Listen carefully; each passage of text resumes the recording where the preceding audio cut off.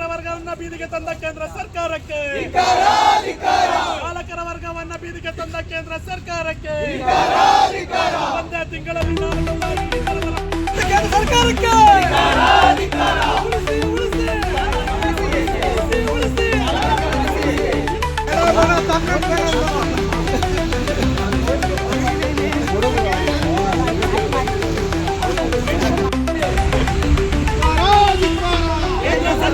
ಕೇಂದ್ರ ಸರ್ಕಾರ ಈ ಒಂದು ತಿಂಗಳಲ್ಲಿ 4 ಬಾರಿ ಇಂಧನದ ದರವನ್ನ ಏರಿಕೆ ಮಾಡಿದೆ. ಪೆಟ್ರೋಲ್, ಡೀಸೆಲ್, LPG, CNG ನಂತಹ ಇಂಧನ ದರವನ್ನ. ಯಾಕೆಂದ್ರೆ ವಾಣಿಜ್ಯ ಬಳಕೆ ಚಾಲಕರುಗಳು ಈ 4 ಇಂಧನಗಳನ್ನ ಪ್ರತಿನಿತ್ಯ ಬಳಸ್ತಕ್ಕಂತಹ ಚಾಲಕರುಗಳು, ಆಟೋ ಚಾಲಕರಾಗಿರ್ಬೋದು, ಕ್ಯಾಬ್ ಚಾಲಕರಾಗಿರ್ಬೋದು, ಅಥವಾ ಗೂಡ್ಸ್ ನಂತಹ ಚಾಲಕರಾಗಿರ್ಬೋದು, ಅಥವಾ ದೊಡ್ಡ ವೆಹಿಕಲ್ ಗಳ ಚಾಲಕರುಗಳಾಗಿರ್ಬೋದು. ಇವತ್ತು ರಾಜ್ಯ, ದೇಶ ಸುಸೂತ್ರವಾಗಿ ನಡೀತಾ ಇದೆ ಅಂತಂದ್ರೆ ಚಾಲಕರುಗಳಿಂದ. ಸೊ ಅದೇ ರೀತಿ ಚಾಲಕರುಗಳೆಲ್ಲ ಅತಿ ಹೆಚ್ಚು ತೆರಿಗೆಗಳನ್ನ ರಾಜ್ಯ ಸರ್ಕಾರಕ್ಕೆ ಮತ್ತೆ ಕೇಂದ್ರ ಸರ್ಕಾರಕ್ಕೆ ಕಟ್ತಕ್ಕಂಥ ವರ್ಗವೂ ಕೂಡ ಚಾಲಕರ ವರ್ಗ.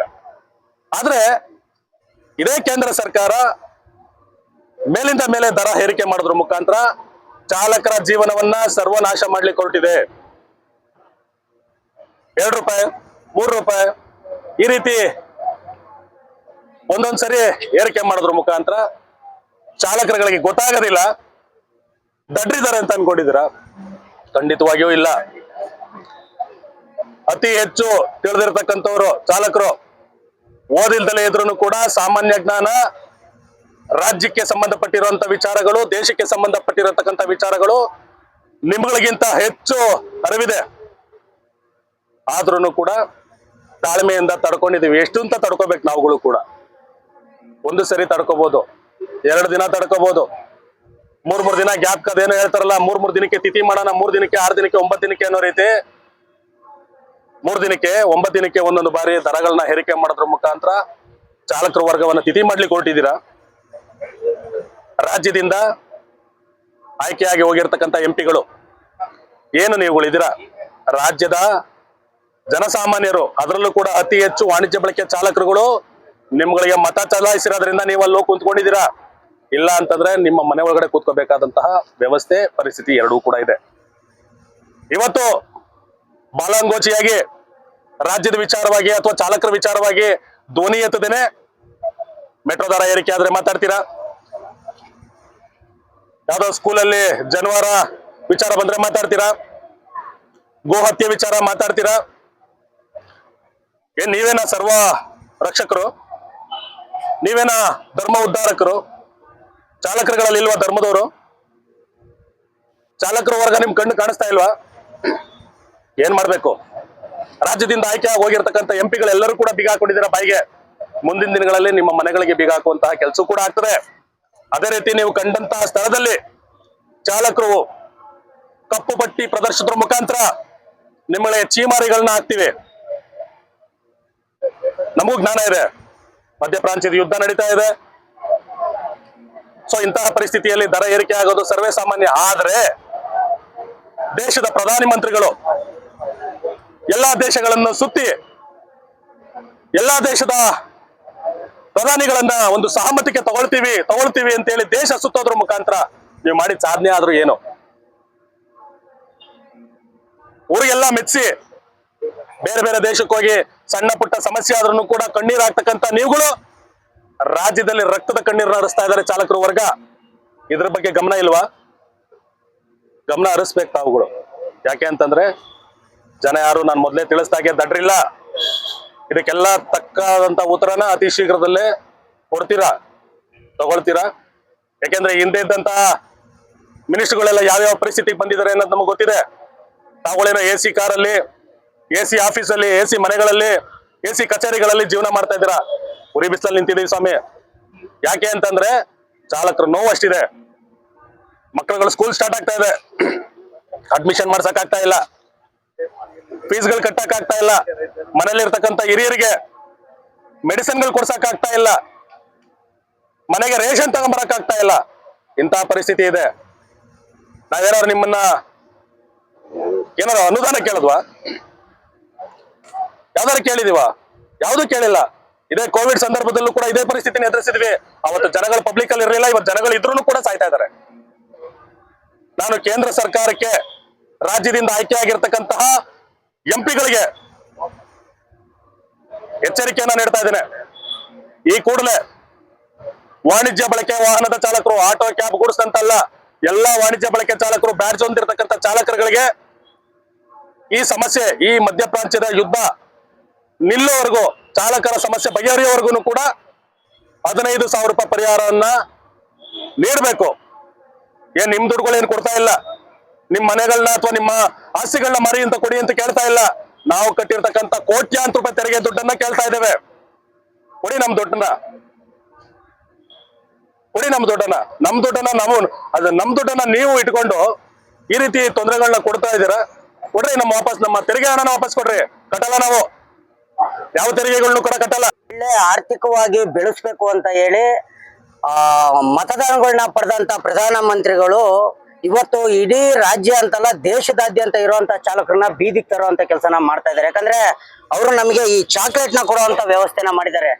ಕಳೆದ ಬಾರಿ ಈಗೇನು ನಮ್ಮ ರಾಜ್ಯಕ್ಕೆ, ಕರ್ನಾಟಕ ರಾಜ್ಯಕ್ಕೆ ಬಂದು ಹೋದಂತ ಪ್ರಧಾನಿಗಳು ಒಂದು ಸ್ಟೇಟ್ಮೆಂಟ್ ನ ಕೊಡ್ತಾರೆ.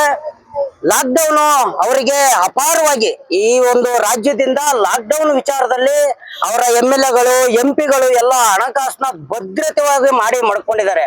ಅದೇ ರೀತಿಯ ಮಾರ್ಗದಲ್ಲಿ ಏನ್ ಲಾಕ್ಡೌನ್ ಆಗಿದೆ ಅದೇ ಮಾದರಿಯಲ್ಲಿ ನಾವು ವರ್ಕ್ ಫಾರ್ ಹೋಮ್ ಅನ್ನ ಮಾಡಿಸ್ತೀವಿ ಅಂತ ಹೇಳ್ಬಿಟ್ಟು ಕಂಪ್ನಿಗಳಿಗೆ ಆರ್ಡರ್ ಮಾಡ್ಬಿಟ್ಟು ಅವರು ಒಂದು ದೊಡ್ಡ ಸಂಚಲನ ಸೃಷ್ಟಿ ಮಾಡೋದಂತ ಪ್ರಧಾನ ಮಂತ್ರಿಗಳು ಅವರು ಯೋಚನೆ ಮಾಡ್ಬೇಕು. ನರೇಂದ್ರ ಮೋದಿಗಳು ಇವತ್ತು ವರ್ಕ್ ಫಾರ್ ಹೋಮ್ ಮಾಡೋ ಅಂತವ್ರು ಆಫೀಸಲ್ಲೆಲ್ಲ ಅಂದ್ರೆ ಮನೇಲಿ ಕುತ್ಕೊಂಡ್ರು ಅವ್ರಿಗೆ ಸಂಬಳ ಬರ್ತದೆ. ವರ್ಕ್ ಫ್ರಮ್ ಹೋಮ್ ಮಾಡಿದ್ರೆ ಒಂದೊಂದು ವಾಹನಗಳನ್ನ ಇಟ್ಕೊಂಡಿರೋಂತ ವಾಣಿಜ್ಯ ಬಳಕೆಯ ಚಾಲಕರು ಏನ್ ಮಾಡ್ತಾರೆ, ಅವರ ದಿನನಿತ್ಯದ ದುಡಿಮೆಗೆ ಏನ್ ಮಾಡ್ತಾರೆ, ಮತ್ತೆ ನೂರಾರು ಗಾಡಿಗಳನ್ನ ಇಟ್ಕೊಂಡಿರೋಂತ ಟ್ರಾವೆಲ್ಸ್ ಮಾಲೀಕರು ಏನ್ ಮಾಡ್ತಾರೆ, ಟ್ರಾನ್ಸ್ಪೋರ್ಟ್ ಮಾಲೀಕರು ಏನ್ ಮಾಡ್ತಾರೆ ಅಂತ ಅವ್ರು ಯೋಚನೆ ಮಾಡ್ಬೇಕಿತ್ತು. ಯಾಕಂದ್ರೆ ಇವತ್ತು ಚಾಲಕರ ಒಂದು ವಿಚಾರವಂತಿಕೆಗಳಲ್ಲಿ ಎಲ್ಲೋ ಒಂದ್ ಕಡೆ ಮೋದಿ ಅವರಿಗೆ ತಲೆಗೆ ಹೋಗ್ತಲ್ಲ. ಯಾಕಂದ್ರೆ ಅವ್ರಿಗೆ ಅದ್ರ ಕಷ್ಟ ಗೊತ್ತಿಲ್ಲ. ಅವರು ಬೇರೆ ಬೇರೆ ದೇಶಗಳಲ್ಲಿ ಬೇರೆ ಬೇರೆ ಪ್ರಧಾನಿಗಳ ಹತ್ರ ಫೋಟೋ ಶೂಟ್ಗಳನ್ನ ಮಾಡ್ಕೊಂಡು ದೇಶಗಳನ್ನ ಸುತ್ಕೊಂಡು ನಾನೇನೋ ಈ ಭಾರತ ದೇಶನ, ಅಖಂಡ ಭಾರತ ದೇಶನ ಮಾಡ್ತೀನಿ ಅಂತ ಹೇಳಿ ಯಾವ್ದೋ ಹಿಂದೂ ಅನ್ನೋ ಒಂದು ಪದನ ಇಟ್ಕೊಂಡು ಓಟ್ಗಳನ್ನ ಹಾಕೊಂಡು ಅವರು ಮುಂದಿನ ದಿನದ ಎಲೆಕ್ಷನ್ಗೋಸ್ಕರ ಮುಂದೆನೂ ಕೂಡ ಇದೇ ಬಿಜೆಪಿ ಸರ್ಕಾರ ಕೇಂದ್ರದಲ್ಲಿ ಬರ್ಬೇಕು ಅನ್ನೋ ಒಂದು ಆಸೆಗೋಸ್ಕರ ತನ್ನದೇ ಆದಂತ ದೊಡ್ಡ ದೊಡ್ಡ ವ್ಯಕ್ತಿಗಳಿಗೆ ಇವತ್ತು ಇವಿ ವೆಹಿಕಲ್ಗಳಿಗೆ ಅವರು ಪ್ರಮೋಷನ್ ಮಾಡ್ತಾ ಇದ್ದಾರೆ ಕೇಂದ್ರ ಸರ್ಕಾರದಿಂದ. ಅಂದ್ರೆ ಡೀಸೆಲ್ ವೆಹಿಕಲ್ಗಳು, ಪೆಟ್ರೋಲ್ ವೆಹಿಕಲ್ಗಳನ್ನ ತಗೊಂಬೇಡಿ, ಇವಿ ವೆಹಿಕಲ್ಗೆ ಪರಿವರ್ತನೆ ಮಾಡ್ಕೊಳ್ಳಿ ಅಂತ ಹೇಳಿ ನಮ್ಮ ವಾಹನಗಳನ್ನ ನಾವಿವಾಗ ತಗೊಂಡಿರೋಂತ ವಾಹನಗಳನ್ನ ಇವರು ಶೋರೂಮ್ ಮುಖಾಂತರ ಇವಿ ವೆಹಿಕಲ್ ಮಾರ್ಪಾಡು ಮಾಡ್ಕೊಡ್ತಾರ, ಅಥವಾ ನಾವು ತಗೊಂಡು EMI ಕಟ್ಟಬೇಕಾಗಿರೋ ಅಂತದನ್ನ ಮನ್ನಾ ಮಾಡ್ತಾರ ಕೇಂದ್ರ ಸರ್ಕಾರ? ಇದು ಬಹುಮುಖ್ಯವಾಗಿ ನಮಗೆ ಬೇಕಾಗಿದೆ. ಸೊ ಹಾಗಾಗಿ ಇಲ್ಲಿನ ಈ ನಮ್ಮ ರಾಜ್ಯದ ಏನು ಈ ರಾಜ್ಯ ಸರ್ಕಾರ ಏನು ಇದೆ, ಒಂದು ಕಡೆ ಇವರು ನಮ್ಮನ್ನ ತುಳಿಯುವಂತ ಕೆಲಸನ ಮಾಡಿದ್ರು.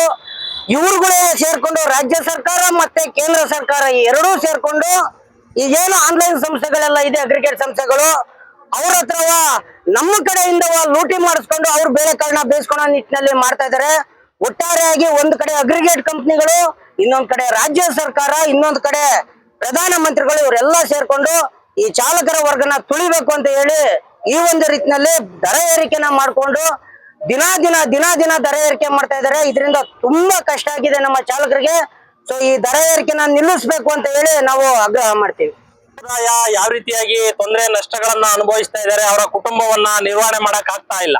ಎಲ್ಲೋ ಒಂದು ಕಡೆ ಈ ರಾಜಕಾರಣಿಗಳು, ಈ ಸರ್ಕಾರ ಚಾಲಕರವನ್ನ ನಿರ್ಲಕ್ಷ್ಯನ ಮಾಡುವಂತದ್ರಲ್ಲಿ ಬಹಳ ದೊಡ್ಡ ಮಟ್ಟಿಗೆ ನಿರ್ಲಕ್ಷ್ಯನ ಮಾಡ್ತಾ ಇದ್ದಾರೆ. ಇವತ್ತು ಚಾಲಕರ ಮಧ್ಯ ಪ್ರಾಂತ್ಯದಲ್ಲಿ ಏನು ಉದ್ಯೋಗಗಳ ಆರಂಭವಾಗಿದೆ ಮಾಡಿದಂತ ಸಂದರ್ಭದಲ್ಲಿ ಇವರಿಗೆ ಗುಪ್ತಚರ ಇಲಾಖೆಯಿಂದ 6 ತಿಂಗಳು ಮುಂಚೆನೆ ಈ ಕೇಂದ್ರ ಸರ್ಕಾರಕ್ಕೆ ಮನವಿಗಳಿರ್ತವೆ. ಯಾಕೆಂತಂದ್ರೆ ಇವರಿಗೆ ಯಾವುದೇ ಒಂದು ವಿಧ ಆದಂತ ಸಂದರ್ಭದಲ್ಲಿ ಅಲ್ಲಿಯ ಇವರ ಒಂದು ಏನು ಟೀಮ್ ಇರುತ್ತೆ ಅದನ್ನ ವರ್ಕ್ ಮಾಡ್ತಕ್ಕಂಥ ಕೆಲಸನ ಮಾಡ್ತಾರೆ.